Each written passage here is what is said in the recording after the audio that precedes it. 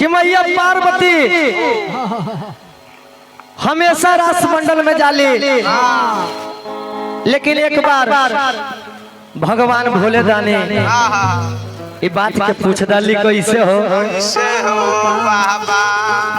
एक समय में पार्वती जी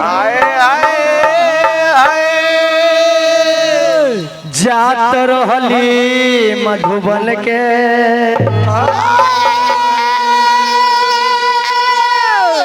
पूछल बतिया भोले दानी कहाँ जलू बनठन के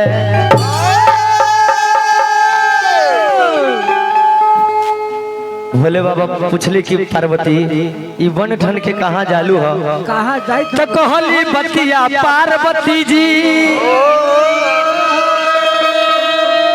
सुनहु भोले त्रिपुरारी मधुबन में एकरा सरसैले आनंद के लाल बिहारी देवलोक के नारी सभे और जाली झुंड बनाई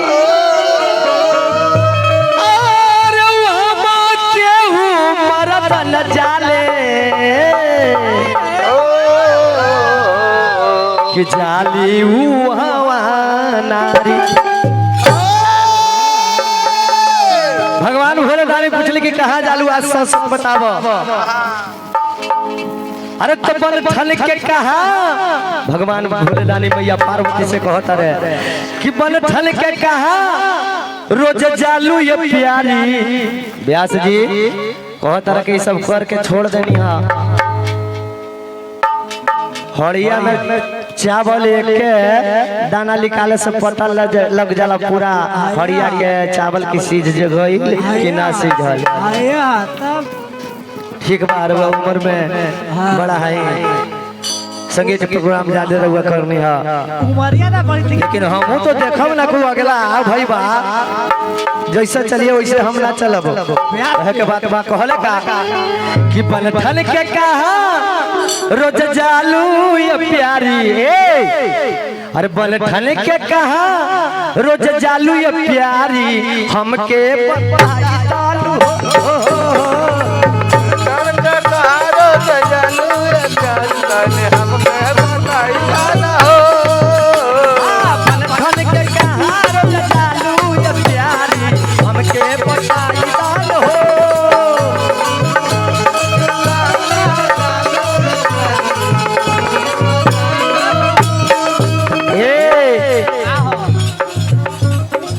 सच सच बतावा कहाँ जालू 2 नंबर आज नहीं मानव चलब तोहरा संगवा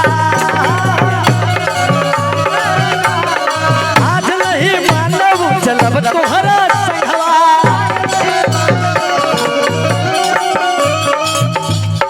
ए अरे पूछला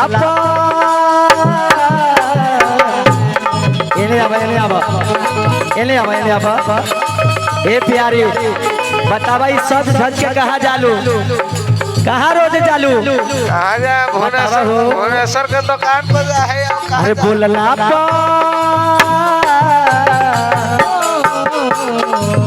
देखता रुपया जी अरे बोलला पर काहे खुशी आलू ये प्यारी हमके बताई दालू बोलला पर काहे खुशी आलू ये प्यारी हमके बताई धन के कहा रोज चालू ये प्यारी हमके बताई दालू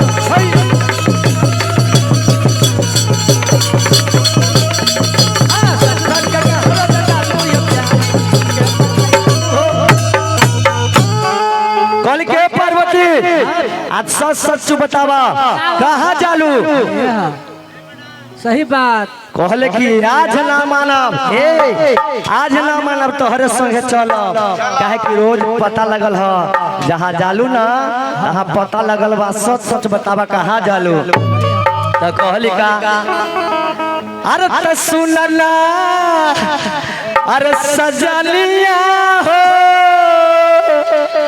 अरे सजनमो जई है साथ में। बात न समझे है हरेंद्र, देख बात न समझे है। ओकर मर्दाना जो है ना, एकर मर्दाना ऐसे बूढ़ है, हाँ बड़ी पियक्कड़ है, बड़ी पियक्कड़ है। अब बात है कि हम ही जवान, हाँ दारू ये तो बेचारी सोची से कि ऐसा न कि तिलौटी नदी में जैसे हमरो कल्याण कर दे, गंगा पारे करवा लो। आज ना मानब, सच सच बतावा तू कहाँ जालू। कहलिया का अरे त सुनना, अरे त सुनना सजनिया हो, अरे सजनवा जई है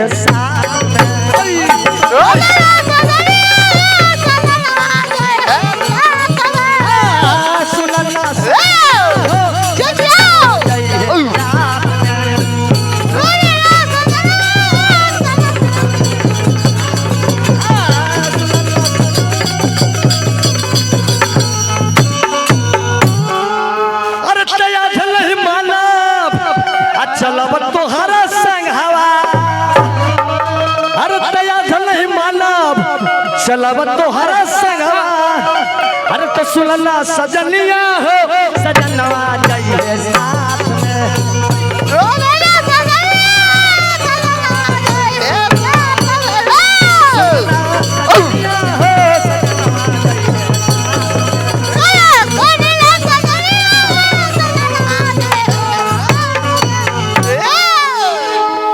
कहल के हे भोलेदानी, मैया पार्वती सोच लिहा, मैया पार्वती सोच लिहा कि अब बढ़ू माने वाला नहीं खे, अभी मानी हल ना भोलेदानी, सठे हमरा चलबे करी है। भगवान मैया पार्वती कहली हा हे प्रभु रुआ जाएब, लेकिन एगो शर्त बा, उस शर्त का बा रुआ नारी के भेष बनाई आ तब हमरा संग है। तब भगवान भोले दानी कहले कि ये कौन बात बढ़ के बा, नारी के रूप धर लेबा त नारी के रूप धरब कैसे हो। ए एने आओ, एने आओ, एने भाई एने आओ के फिल्टरवा के मैया, चला चला भाई इधर बोलिया का एने आओ के भैंस बनावली। भगवान भोले दानी नारी के भेष कैसे ढाल दिया भैया, कैसे हो। अरे तब भोले त्रिपुरारी के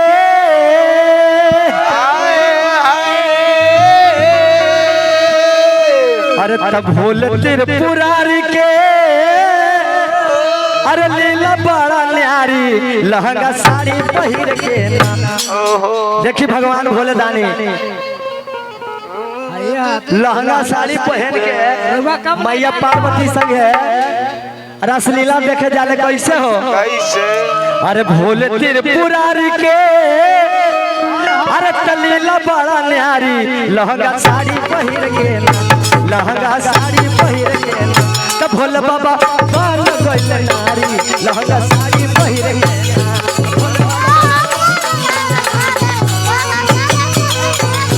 भोले बाबा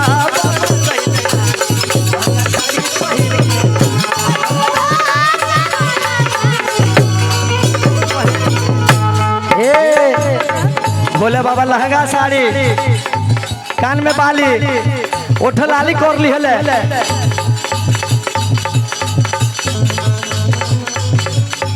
पेन्ही ले साया साड़ी कसी ली हले चोली।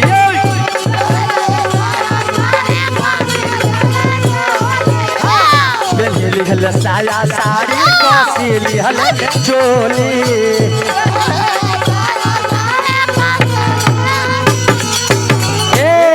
पेली ले साड़ी कसी ली चोली त लहंगा लाली पेन के ऊ बन गइले नावे।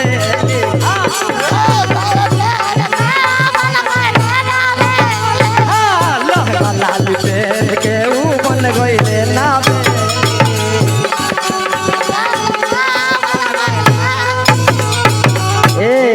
अरे तयखिया में काजर काली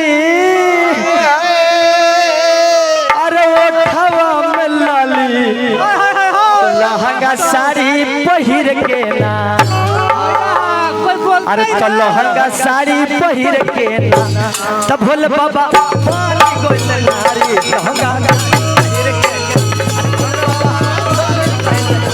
हेलो भोले बाबा